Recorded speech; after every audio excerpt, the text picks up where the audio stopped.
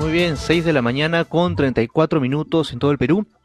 Y a esta hora vamos a dar la bienvenida al informativo por Nacional al historiador Daniel Parodi, profesor de las Universidades Católica de Lima y Ruiz de Montoya. Bienvenido al informativo, profesor Parodi. ¿Por qué es Buenos simbólico? días Raúl, Buenos buenos días. días Renzo, encantado de ¿Por qué, saludarlos. por qué es simbólico que el primer debate presidencial se produzca o se haya producido en Chota, precisamente en una plaza flanqueada por los ronderos que en esta ocasión respaldaban a el candidato de Perú Libre? Bueno, por dos razones, ¿no? La primera particular, por lo que acabas de mencionar, Chota es la cuna de las comunidades campesinas. Las comunidades campesinas se fundan en Chota en diciembre de 1976.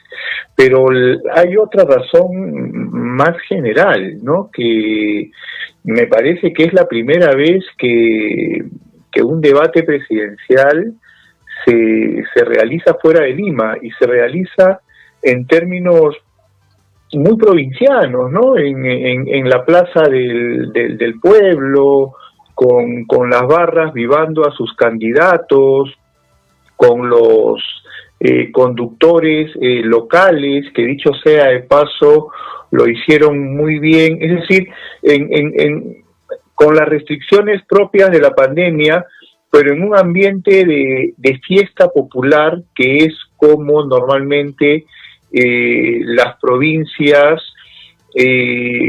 manejan y canalizan este tipo de actos cuando hay autoridades importantes del país que las visitan. Eso también creo que es muy simbólico y creo que es algo que quienes estamos en Lima tenemos que interpretar, ¿no? Y ahora que se habla de la posible realización de nuevos debates, más allá del número, a mí me encantaría que los nuevos debates se realicen en otras plazas provincianas, que comencemos a descentralizar diferentes actividades, entre ellas los debates presidenciales.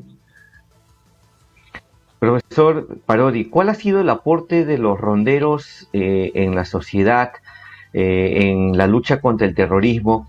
El debate en Chota ha puesto los reflectores a esta organización que prácticamente ha sido ignorada por la mayoría de peruanos. Bueno, a ver, hay dos etapas en la historia de los ronderos, ¿no? Una previa al terrorismo y otra durante, y también otra posterior, digamos. Previo al terrorismo, que es cuando se fundan en Chota, el año 76 es bien emblemático porque es, digamos, la mitad del proceso de la reforma agraria. Entonces, ¿qué pasa? Que la reforma agraria favorece a muchos campesinos, pero la reforma agraria también deja sin tierra a muchos campesinos. Entonces se produce un fenómeno de abigeato. Hay muchos campesinos que se han quedado sin tierra y comienza a haber mucho robo de cosechas. Entonces las comunidades campesinas, que además se acaban de independizar de los hacendados, de los gamonales, organizan estas rondas en primer lugar con la intención de cuidar sus cosechas, de cuidar sus tierras de los abigeos. Hay otras intenciones, el tiempo lamentablemente es breve, pero esa es la intención principal. Viene la época de Sendero Luminoso, del terrorismo, y aquí hay algo que muy importante, pues aparentemente no estamos bien informados, ¿no? Es decir, pensamos que la guerra durante el terrorismo era Sendero de un lado, los militares del otro, y al medio los campesinos un poco entre dos fuegos, ¿no? Y pensamos que recién al final, ¿no? Solemos escuchar que en tiempos de Fujimori se apoyaron a las rondas, ¿no? En realidad, las rondas participan del conflicto en defensa de sus comunidades desde el principio. ¿no? Desde 1982, desde 1983, primero en Ayacucho, después cuando tienen victorias y los senderistas se desplazan a Purímac, se desplazan al Braen, pues se organizan las rondas en el Braen.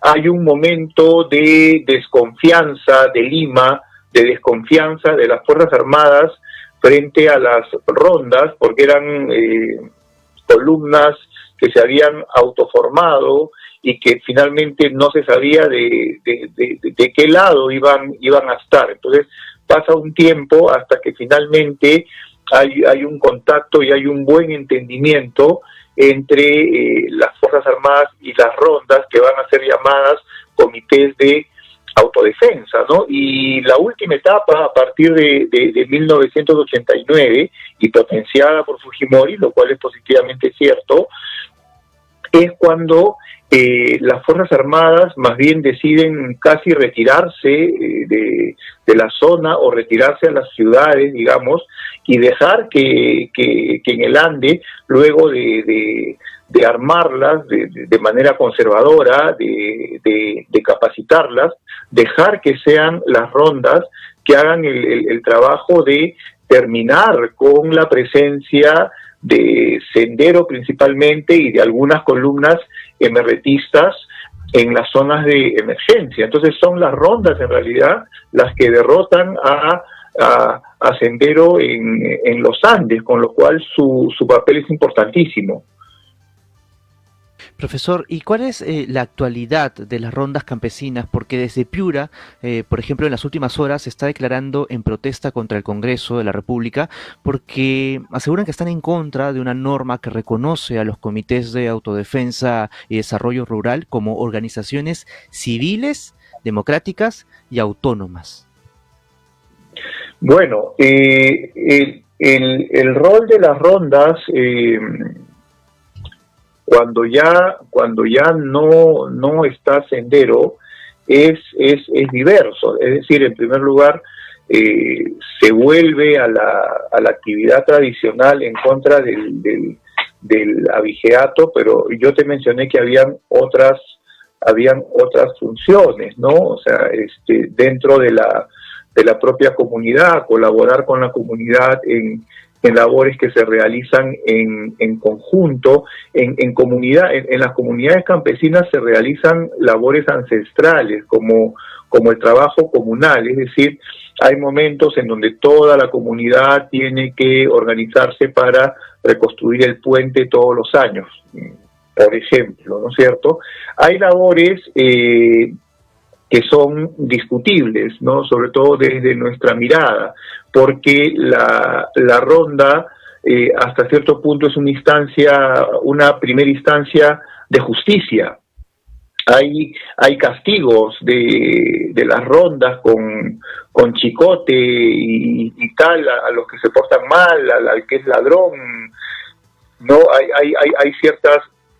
Hay ciertos castigos inclusive de corte homofóbico por parte de las rondas. Entonces aquí la discusión es si hay una doble justicia en el Perú, si la ronda se constituye en una instancia de justicia paralela al Poder Judicial, pero lo que desnuda esta situación es la ausencia del Estado, ¿no? O sea, ante la ausencia del Estado, la ronda se constituye en instancia de justicia como antes lo era el gamonal.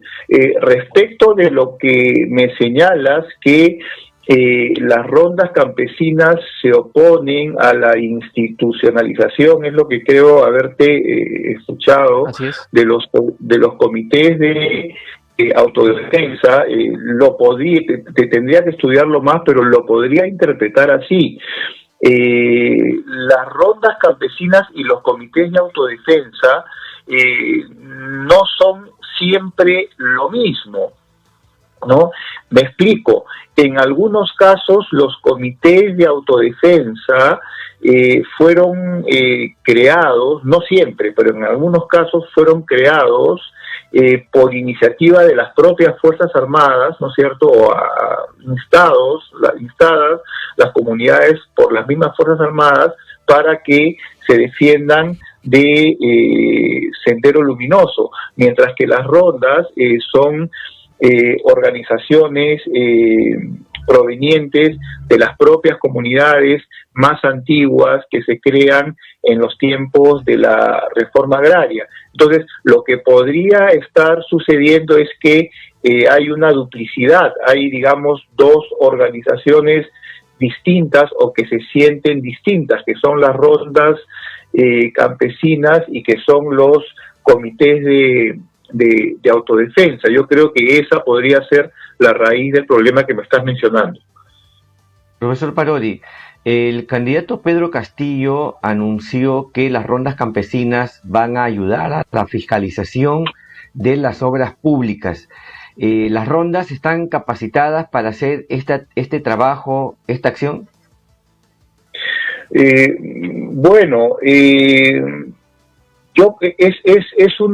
una buena pregunta. Digamos, tendría que normarse, ¿no? Digamos, lo tomo como una propuesta de campaña y habría que ver cuál es el proyecto de ley que la acompaña. Es decir, no podemos negar que prácticamente cada obra pública es la oportunidad de corrupción en el Perú, ¿no? Sabemos que son aproximadamente 5.000 millones de dólares al año que se van en corrupción, que prácticamente todas las obras públicas son motivo de corrupción. Esa es una realidad tangible. Que las rondas campesinas puedan fiscalizar la correcta realización de las obras que competen a su comunidad, es decir, de las obras que el Estado realiza en su comunidad, si es que, digamos, el proyecto de ley viene acompañado de una normativa adecuada y bastante limitada, eventualmente esto podría ser positivo, podría ayudar a evitar la corrupción y tal, ¿no? Pero, digamos, tendríamos que estudiar cuál es el proyecto de ley y cuáles son sus contenidos para tomar posición al respecto, ¿no? Hubo una sentencia del Tribunal Constitucional respecto a la capacidad que tienen las rondas campesinas para administrar justicia. Finalmente, a partir de esta sentencia del TC, ¿se ha desconocido la función de las rondas para administrar justicia? Dime cuál fue la sentencia, por favor. El Tribunal Constitucional se pronunció respecto a si podían ellos administrar justicia en el país, por lo que usted señaló, ¿no? Que no puede haber doble instancia en el país. Este pronunciamiento del organismo constitucional de alguna manera debilita a las rondas campesinas en esta función de poder administrar justicia de manera focalizada en el país.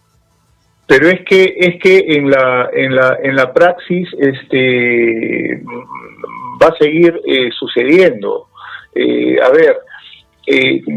Yo creo que no podemos verlo solamente desde el punto de vista de la justicia, desde el punto de vista de lo administrativo. Tenemos que verlo desde el punto de vista social y desde el punto de vista antropológico.